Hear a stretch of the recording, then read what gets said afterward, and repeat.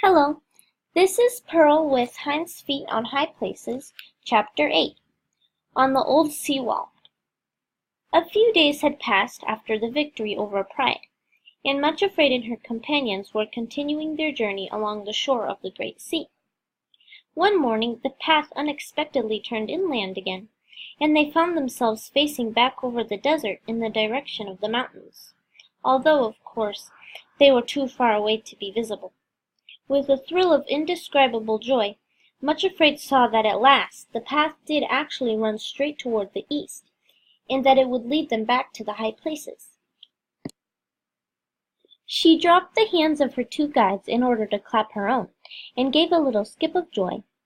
No matter how great the distance between them and the mountains, now at last they were to go in the right direction. All three started back across the desert, but Much Afraid could not wait for her guides, and actually ran on ahead as though she had never been lame at all. Suddenly, the path took another turn at right angles, and went straight before her, as far as she could see, not toward the mountains at all, but southward again, to where far ahead the desert seemed to end in some sort of hill country. Much Afraid stood quite still, dumb with dismay and shock. Then she began to tremble all over. It couldn't be possible, no, it couldn't, that yet again the shepherd was saying no, and turning her right away from the high places.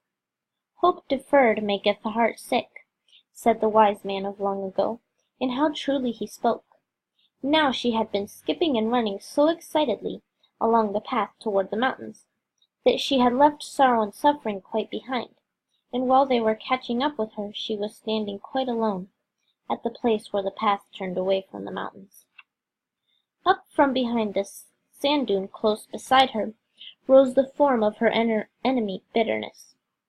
He did not come any nearer, having learned a little more prudence, and was not going to make her call for the shepherd if he could avoid it, but simply stood and looked at her and laughed again, the bitterest sound that Much Afraid had heard in all her life. Then he said as venomously as a viper, "Why don't you laugh too, you little fool? You knew this would happen." There he stood, uttering these awful bursts of laughter, until it seemed that the whole desert was filled with the echoes of his mockery. Sorrow and her sister came up to Much Afraid, and stood by her side quite silently, and for a little while everything was swallowed up in pain and in horror of great darkness. A sudden swirling wind shrieked over the desert, and raised a storm of dust and sand which blinded them. In the silence which succeeded the storm, Much Afraid heard her voice, low and trembling but quite distinct, saying, "My lord, what dost thou want to say to me? Speak, for thy servant heareth." Next moment the shepherd was standing beside her. "Be of good cheer," he said. "It is I, be not afraid.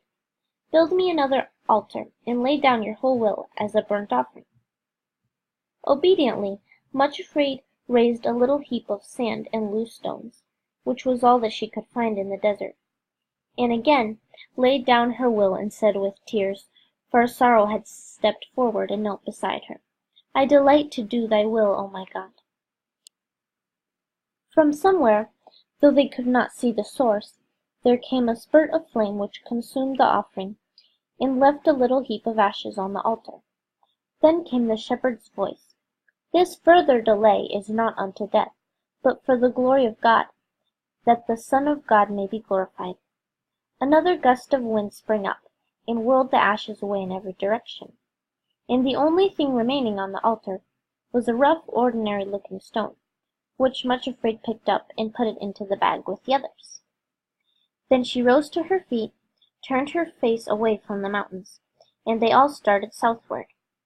The shepherd went with them for a little way, so that Resentment and Self-Pity, who were hiding close at hand awaiting an opportunity to attack, lay flat behind the sand dunes, and were not seen at that time at all.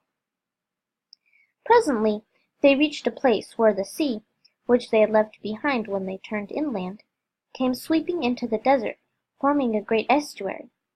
A strong tide was surging into it, filling it completely with swiftly flowing waters. However, a stone causeway with many arches had been built across the estuary, and an earthen ramp led up to it. The shepherd led Much Afraid to the foot of the ramp, and told her to follow this path across the sea. Once more he repeated with great emphasis the words which he had spoken beside the altar, then departed. Much afraid, followed by her two companions, scrambled up the ramp and found themselves on top of the old sea-wall. From the height on which they now stood, they could look back over the desert. On one side was the sea, and on the other, so blurred with distance that they could not be sure if they really saw it, was a haze, which might be part of the mountains. Or was it only wishful thinking? Then, looking ahead, they saw that the causeway would indeed bring them across the estuary into a different kind of country altogether, a well-wooded land of hills and valleys with cottages and farmsteads among the orchards and fields. The sun was shining brilliantly, and up there on the wall they could feel the full force of the great wind, which was urging and lashing the rushing waves to flow swifter and swifter. It reminded Much Afraid of a pack of hounds, urged on by the huntsmen, following one another, leaping and surging and roaring beneath the causeway, and then flowing forward far inland, brimming the shores of the estuary. Somehow the roar of the wind and the surge of the water seemed to get into her blood and course through her being like a glorious wine of life. The wind whipped her cheeks and tore at her hair and clothes, and nearly toppled her over, but she stood there, shouting at the top of her voice, though the wind seized the sound of it, and carried it off, drowned in a deafening roar of its own. What Much Afraid was shouting up there on the old sea-wall was this: "And now shall my head be lifted up above my enemies round about. Therefore I will sing praises unto the Lord. Yea, I will offer the sacrifice of joy, and will praise the name of the Lord." Psalm 27, verse 6. As she sang, she thought to herself, "It must be really dreadful to be the shepherd's enemies, always, always to find themselves frustrated, always, always to have their prey snatched away. How simply maddening it must be to see even the silliest little weaklings set up out of reach on the high places and made to triumph over all their enemies. It must be unbearable." While still on the causeway she picked up another stone as the shepherd had taught her, this time as a memorial of his victory in making her triumph over her enemies, and dropped it into the little bag of treasured memories. So they made their way across the causeway and down the ramp on the other side, and immediately found themselves in a wood. The change in scene after their long journey through the desert was wonderful. A long-deferred spring was just loosening everything from the grip of winter, and all the trees were bursting into fairest green, and the buds were swelling. In between the trees were glades of bluebells and wild anemones, and violets and primroses grew in clumps along the mossy banks. Birds sang and called to one another and rustled about, busily absorbed in nest-building.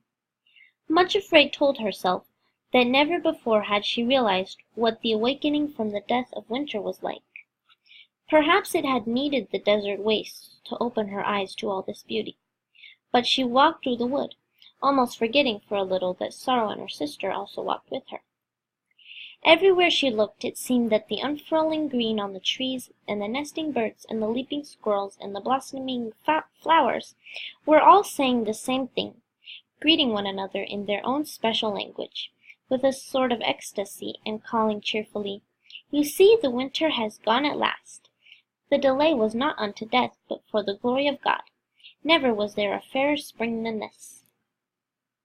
At the same time, Much Afraid herself was conscious of a wonderful stirring in her own heart, as though something were springing up and breaking into new life there too. The feeling was so sweet, yet so mixed with pain, that she hardly knew which predominated. She thought of the seed of love which the shepherd had planted in her heart, and half afraid and half eager, she looked in to see if it had really taken root and was springing up. She saw a mass of leaves, and at the end of the stem a little swelling, which might almost prove to be a bud. As Much Afraid looked at it, another stab went through her heart, for she remembered the words of the shepherd, that when the plant of love was ready to bloom, she would be loved in return, and would receive a new name up there on the high places. But here she was, still far away from them, indeed farther than ever before, and with apparently no possibility of going there for a long time to come. How could the shepherd's promise prove true? When she thought of that, her tears fell again. You may think that Much Afraid was altogether too much given to shedding tears, but remember that she had Sorrow for a companion and teacher. There is this to be added, that her tears were all in secret, for no one but her enemies knew about this strange journey on which she had set out.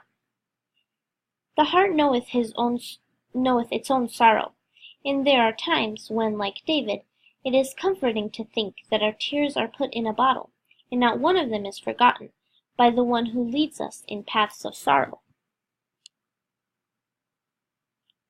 But she did not weep for long, for almost at once she caught sight of something else, a gleam of gold. Looking closer, what should she see but an exact replica of the little golden flower which she had found growing near the pyramids in the desert. Somehow it had been transplanted and was actually growing in her own heart. Much Afraid gave a cry of delight, and the tiny golden thing nodded and said in its little golden voice, "Behold me, here I am, growing in your heart, acceptance with joy." Much Afraid smiled and answered, "Why, yes, of course, I was forgetting." And she knelt down there in the wood, put a pile of stones together, and laid sticks on them. As you have noticed, altars are built of whatever materials lie close at hand at the time. Then she hesitated. What should she lay on the altar this time? She looked at the tiny swelling on the plant of love, which might be a bud and again might not. Then she leaned forward, placed her heart on the altar, and said, "Behold me, here I am, thy little handmaiden, acceptance with joy, and all that is in my heart is thine." This time, though there came a flame of fire and burnt up the sticks, the bud was still on the stem of the plant.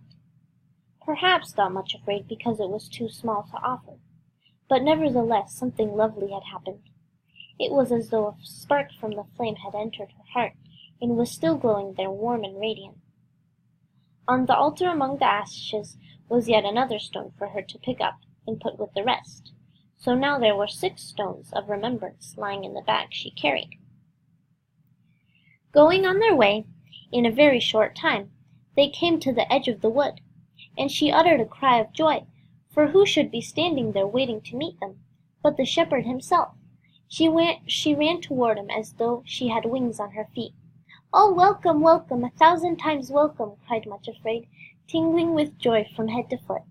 "I am afraid there is nothing much in the garden of my heart as yet, shepherd, but all that there is yours to do with as you please." "I have come to bring you a message," said the shepherd. "You are to be ready, Much Afraid, for something new. This is the message. Now shalt thou see what I will do. Exodus 6:1. The color leaped into her cheeks, and a shock of joy went through her, for she remembered the plant in her heart, and the promise that when it was ready to bloom, she would be up on the high places and ready to enter the kingdom of love. "Oh, shepherd," she exclaimed, almost breathless with the thought, "do you mean that I am really to go to the high places at last? Really, at last?" She thought he nodded, but he did not answer at once, but stood looking at her with an expression she did not quite understand. "Do you mean it?" she repeated, catching his hand and looking up at him with almost incredulous joy. "Do you mean that soon you will be taking me to the high places?"